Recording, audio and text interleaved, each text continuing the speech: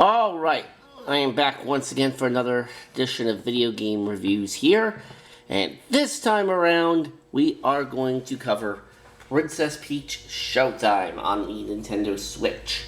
And this, of course, came out in March of this year. And let's just say this is definitely an interesting game. I mean, it's a Mario-esque game, but it does not feature Mario at all whatsoever. Nope, Princess Peach has a spotlight to herself in this game, which is the first main Nintendo game to have Princess Peach in a starring role since 2006 or so with Super Princess Peach.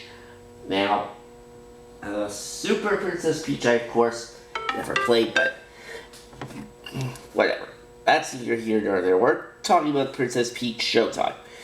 Now, as you would probably expect, this game takes place in a theater setting.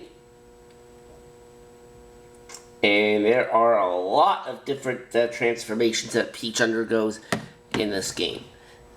You've got the sword fighter Peach. She's a baker. What else is she? She's a cowgirl. Oh, and she's also a phantom thief. So, Persona reference, anybody? Anyways, so yeah. So the kind of outfit that Peach wears depends on the type of level that you go through. So, for example, for the cooking levels, then obviously she'll be a baker, and but for some of the more action-oriented stages, then, yeah, she'll be like a sword fighter or a phantom thief or what have you.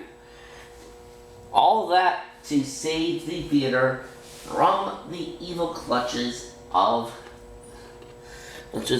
the villain in this game, Madame Grape. That's what her name is. It's Madame Grape. Now, along the way, you have these collectibles that you can obtain called Sparkle Gems. And it's important to try to get as many as you can, because as the more gems you have, the better off you'll be for unlocking some of the boss doors.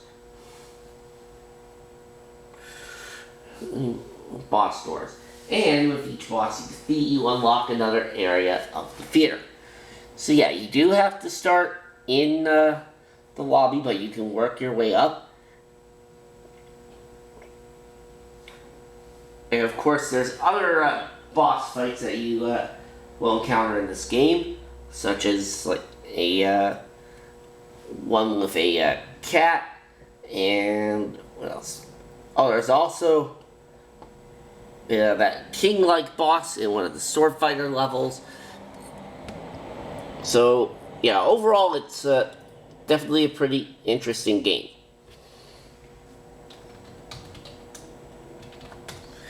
Now, there is a helper that you also have along the way, and her name is, what is her name? Stella. That's right. So you have that character Stella helping you. You also have the Feats helping you. Those are the names of like the little guys who you have to rescue, and there's a few of them in each level that you have to try to collect.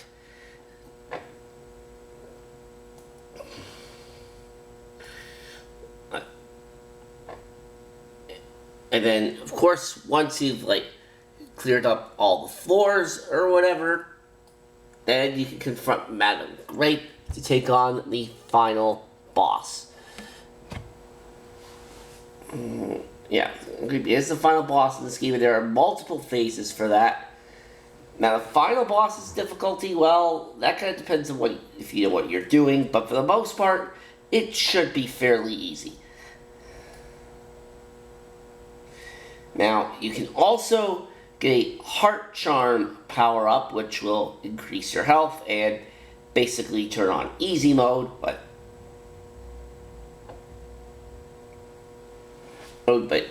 if you know what you're doing, you really shouldn't need it. And I mean, it's not a terrible game, but it's kind of more of a...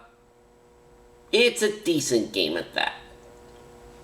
And now I do have a playthrough of this game on my YouTube channel, so you can definitely check that out. And of course I have Brandon Hinkle helping me with this game, so big shout out to him. So yeah, it's a pretty good game. Oh, and there's also other stuff you can do too. Like for example, like after you clear out each of the floors, you can then like, well, there's several things you can do. You can go back and replay them normally, try to grab any collectibles that you missed. But then there's also other things called rehearsals, where you basically try to eliminate a certain number of enemies within a certain time limit, and the number of enemies that you take out will determine like what kind of medal you get: a gold, a silver, or a bronze. But there is one caveat to this, which is that if you get hit at any point, you pretty much have to start all over again. So don't get hit! Yeah, but it is a relatively nice little game, and when they first, well, technically this was first announced in June of last year, but the full, quote, official reveal came a few months later in September, where they announced the name, the release date, etc. And of course, me having done work involving theater before, I got a bit excited when this game came out. I know Brandon Hinkle definitely got excited. It's definitely a fun game, assuming that you want to give it a chance. I don't know the exact sales numbers for this game, but again, it's still a pretty fun game. As for what grade I would give it, well, it's not a terrible game, like I said. It's not perfect by any means. I mean, it's a fun little platformer, but overall, it is challenging in some areas, but overall, the game is fairly easy.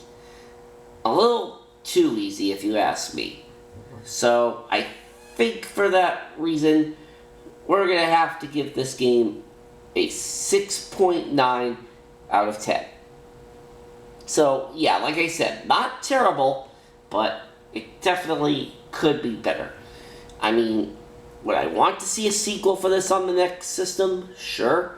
Is that something Nintendo's going to want to do? Maybe not. I mean, we will see what happens, though. I mean, they're the ones that make the decisions, after all.